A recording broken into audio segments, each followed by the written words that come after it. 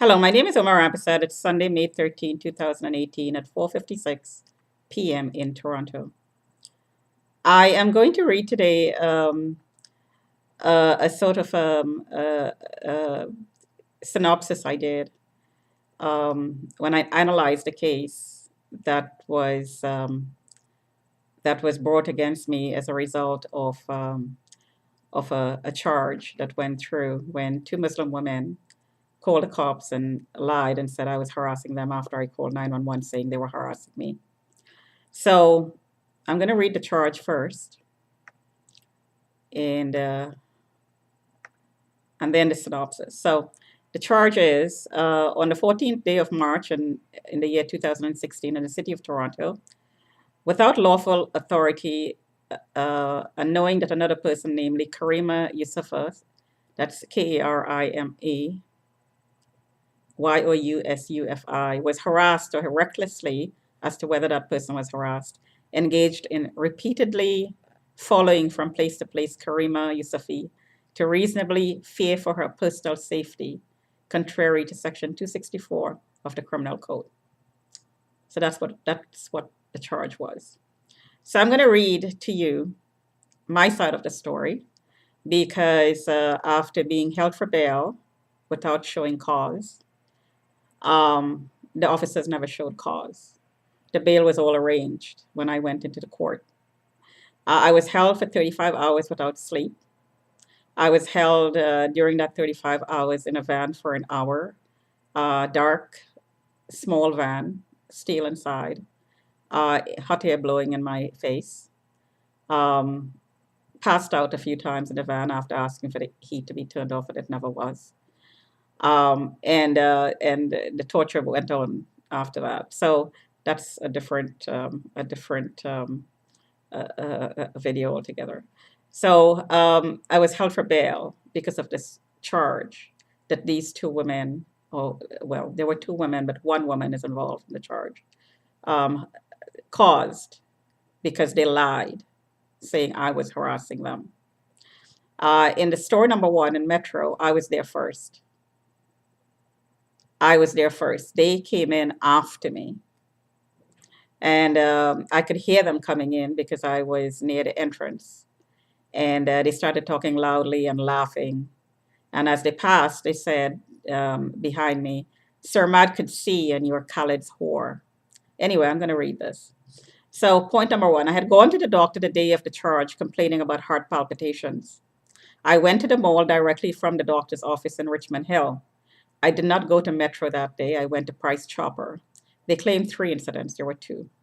The only other time I interacted with two women with their faces covered, and I didn't know that the incident that happened in week number one and the one that happened in week number two were the same people until they identified themselves to be the same people. I still don't know who they are. So again, the only other time I interacted with the two women with their faces covered was 1 week prior, in which they said, as they passed me, Simrad could see, and you are Khaled's whore at Metro. They harassed me, that is at Metro, throughout the store for half an hour. That was the first time. I was at a checkout, and it was in Metro, waiting for them to pay. Only two cash was open. They had already bagged their groceries, and I was about to leave. They were using the debit card. And I did not put my grocery on the conveyor belt. I was waiting for them to leave. A Somali male behind me said, "What are you waiting for? Move up." To which I replied, "I'm just waiting for the cashier to finish." He then said, "Why are you waiting? You're afraid. Are you afraid of them?" Pointing to the women. "You should respect them." I ignored him, but the tall woman turned around and said, "She is mentally ill. She's afraid of us." And a few more comments to the effect that I was a refugee and she was born in Canada. When they finished cashing, they left through the exit to the parking lot. When I was done, I left through the mall to get back to the street level to catch the bus. I was really upset. I was having heart palpitations. The charge went through in front of the building in the parked cruiser. I was never told before the charge went through what I was charged with. The officer who drove the cruiser was arguing with me, and he escalated the argument, at the end of which he said, "There, the charge is through." And he pressed a button on the car computer. I was never asked a question before this. I was never questioned at the station. I waited for 3 hours in the interrogation room. No question.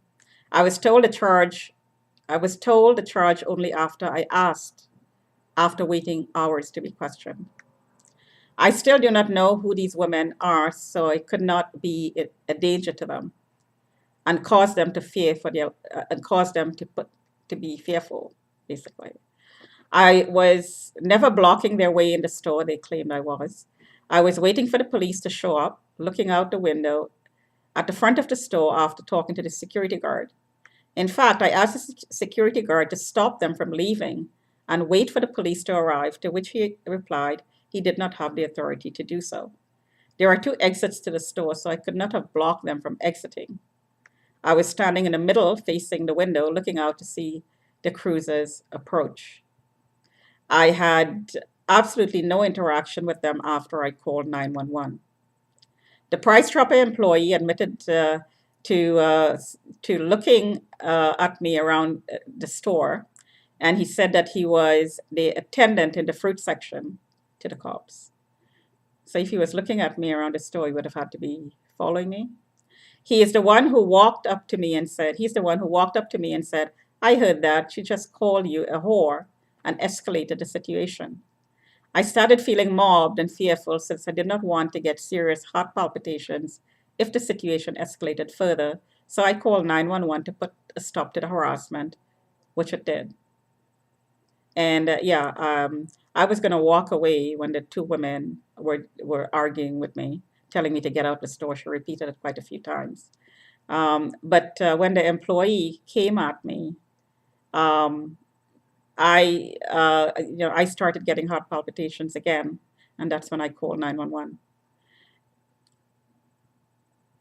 They went home and called the cops. The two women lied, saying I was harassing them, and of course the cops believed them. They made it out to be some sort of a hate crime, or they tried to, anyways. There were there were no notes taken by the two police officers who attended the scene. I told them of the two incidents. There was two, not three, as the two women claimed. I was afraid of further interactions between the women with their faces covered, since I realized after the first incident that I could not ID them if and when they harassed me after the first incident, so I could not have followed them or anyone else dressed this way. I realized I was at a distinct disadvantage since I could not ID them if they assaulted me, which is why I didn't call 911 in the first place.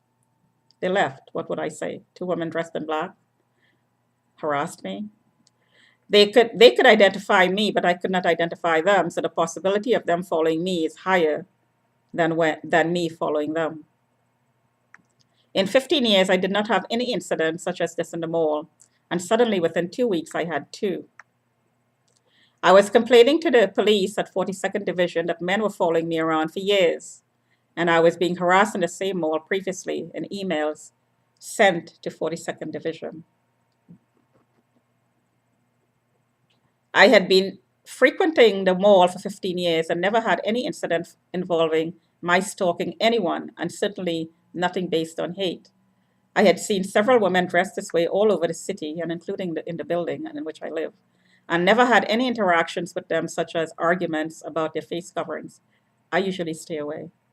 I'm a feminist. I consider these women, um, well, let me just not go there. That's a whole different topic.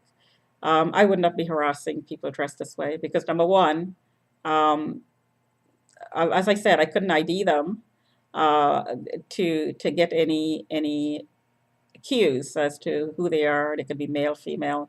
I wouldn't be interacting. I wouldn't be seeking interactions with them because I wouldn't be able to tell who I'm talking to, basically. So I'd stay away from them, which I do, still do. So the peace bond I signed stipulated the only condition that I stay away from the mall. Since I do not know these two women and still cannot ID them since their faces are covered, and I do not harass anyone dressed in their cultural dress, and I frequently meet others dressed this way anywhere I go, it did not make sense that I was banned from the mall for a year. The judge in court said after asking the Crown why the case was dismissed, And after finding out that I did not know who the women were and their faces were covered, and I still did not know who they were, he said, "This is Canada. People are free to come and go as they please." This comment was a reply to the Crown saying something to the effect that I was harassing the women about their face coverings, which of course was not true. They were harassing me as a mentally ill prostitute. So there are some other notes here as well. I was alone and my hands were visible and filled with a basket. There was no danger. I'm 4 feet 11 and these women were 5 feet 6 about, completely covered in black, only eyes showing through a narrow slit, dressed in black. Black is a color that you normally would stay away from. There are two of them, and they could not pick up. There were two of them, and they could pick up my body language, but I could not pick up theirs since they were fully covered. In other words, they were more of a risk. They were more, um, well, okay, so let me just not say that. I did not call 911 the first time because I could not ID them. I called 911 the second time because the employee at Price Chopper came at me saying, "I heard that you just called you a prostitute," lying and shouting at me, harassing me. What actually happened is that one woman was telling me, "Get out the store and go to the gym." The employee lied. He was harassing me.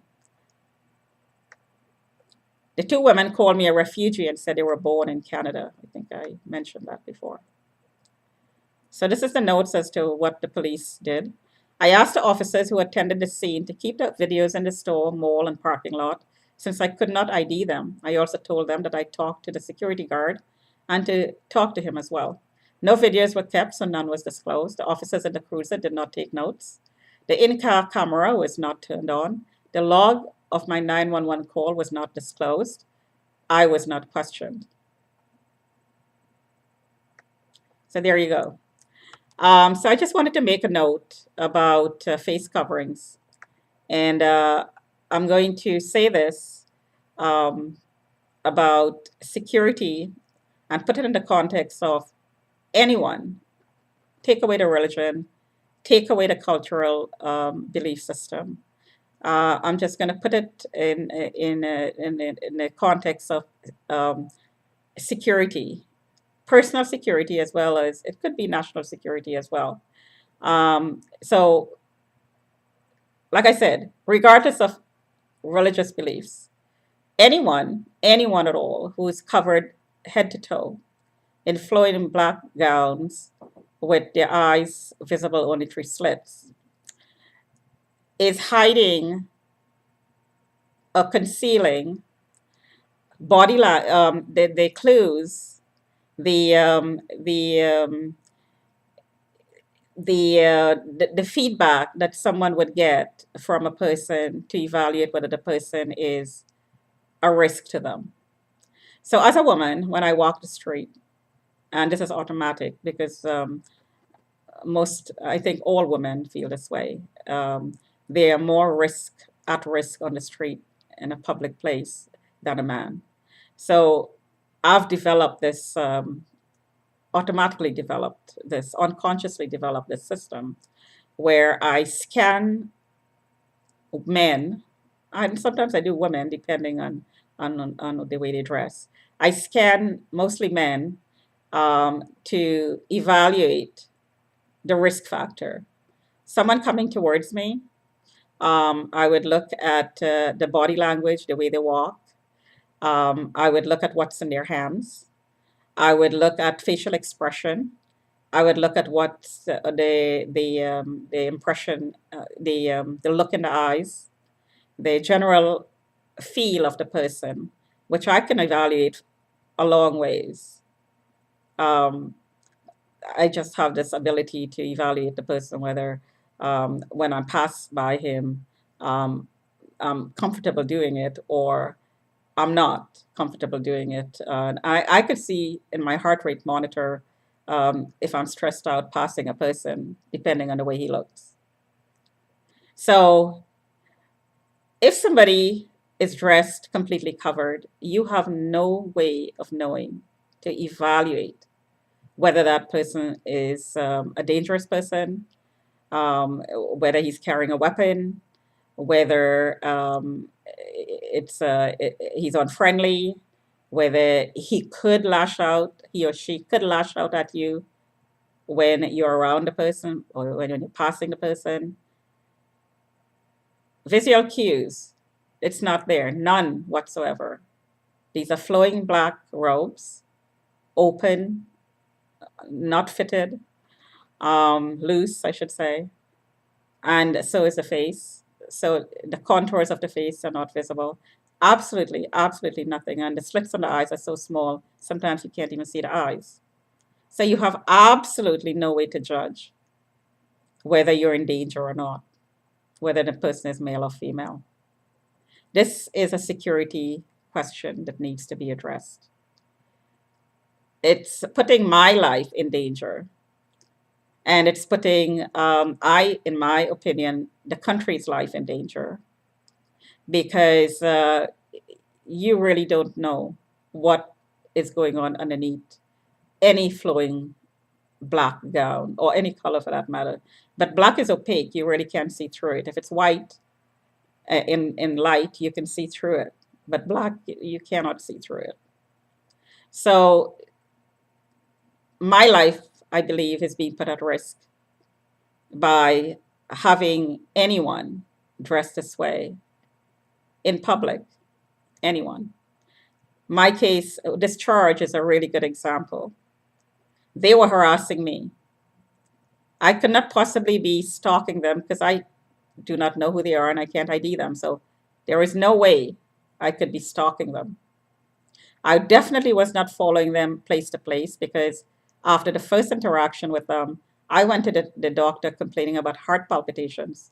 I wouldn't be, as they've admitted themselves, scared of them with heart palpitations, follow them from store number one to store number two, knowing that I could have a heart attack anytime. So that would not have happened. It would not have happened. And I'm a really small person, so they completely lied about feeling fear. I'm a really small, tiny person, so two big women covered in black feeling fear by a 4 feet 11 really tiny person with everything open, as in their body language, their facial expression, what they're carrying in their hands, hand movements. None of this were threatening. None of this indicated a threat to them. None whatsoever. They harass me. I have the right to self-defense. I have a right to say, stop harassing me. When somebody tells me to get out a store, it's not their store to start with. I believe I pointed that out. And I said, why are you telling me to get out a store that you don't own? I have a right to self-defense. 911 was in self-defense. Calling 911 was an act of self-defense. Why was I charged? Something else is going on here. There is a Muslim connection to this charge, and the one the incident in which I was pulled out of my home a few years ago. Again, a Pakistani man, I'm suspecting, called the cops several times, created a file, and swore affidavit saying I was harassing him when he was harassing me, which I complained to the cops about. And the cops came and pulled me out of my home and slammed me against the wall and took me for a mental evaluation. And there was no mental illness. And then there was a Muslim man who was a steward of my property, I heard. I'm harassed outside the window about this. Again, another Muslim man. So I think all of this is connected. And I think it's connected to a sex slave operation. These dots are connected. And this sex slave operation, I'm suspecting, that is being operated in this building should be investigated. Talk to you another time.